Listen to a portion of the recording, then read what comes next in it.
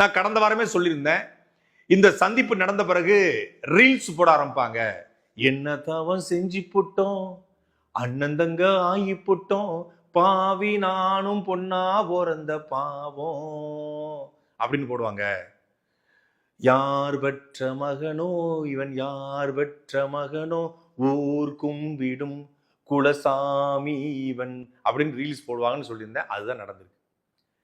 ஒரு மாத காலமாக விஜய் அவர்கள், விஜய் தரப்பு, தாவேக தரப்பு ஒரு நரேட்டிவை செட் பண்ணாங்க. செந்தில் பாலாஜி ஆம்புலன்ஸ் அனுப்பினாரு, செந்தில் பாலாஜி ஆட்கள் அனுப்பினாரு, கத்தி குத்தி நடந்துச்சு, ஆசிட் வீசினாங்க, உள்ளுக்குள்ள குழந்தைகளை பிடிச்சி அமுக்குனாங்க, கூட்டத்துல குண்டல் பூந்தாங்க, செருப்பு வீசினாங்க, எம்டி ஆம்புலன்ஸ் போச்சு, என்னென்னமோ சதி கோட்பாடு சொன்னாங்க. நாம் அன்றையிலிருந்து இன்றைக்கு வரைக்கும் சொல்றோம், இந்த கூட்ட நெரிசல் மரணத்திற்கு முழு பொறுப்பு ஏற்க வேண்டியது விஜய் விஜய் விஜய்.